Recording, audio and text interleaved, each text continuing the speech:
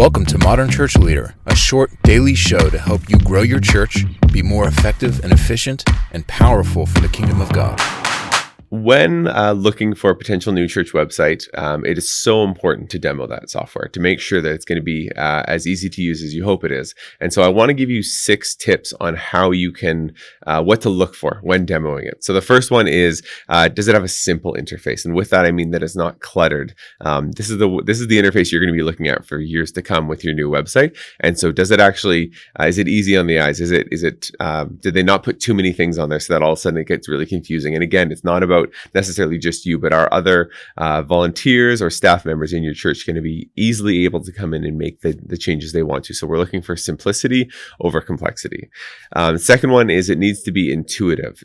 Can you naturally find out where you need to go in the software to make the changes you want to? Or feels like there's often too many steps involved, or you have to constantly reference a knowledge base to figure out how to get there?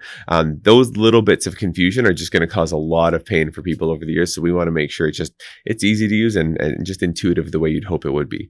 The third one is that photos and sermons should be really easy to add to the website. I'll add events to that as well. Actually, those are the things you're going to be on there all the time doing is adding a new photo to a page, adding sermons.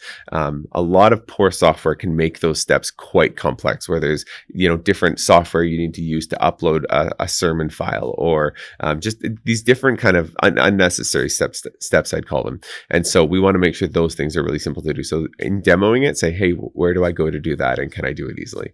The fourth one I want to mention is it easy to upload files? So just this is similar to what I was saying about photos, but how do you upload a PDF of a registration or of a poster or anything like that?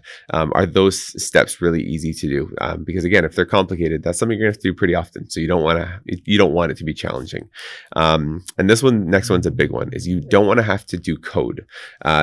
Code is changing all the time, but also so many church leaders and staff members and volunteers just don't have a background in code. So if you find that there's something in the website that requires knowledge of code, I would definitely raise a red flag at that moment. There's kind of this thing called the no-code movement now, where we're trying to make it so that websites are just incredibly, incredibly simple for anybody to use. And so, yeah, that would be one thing I would have on your checklist is code necessary? And if it is, stay away. And then finally, just to mention, does it pass the grandma test? Could you put this website in front of your grandmother and have her actually go and make the necessary changes? And so with that, all we're saying is that we don't want there to have to be some superior level of technology needed to edit your website. Is it intuitive, like we were saying? Thanks for listening. Please review Modern Church Leader on Apple Podcasts and visit our website for more resources at tithe.ly or follow the links in the show notes.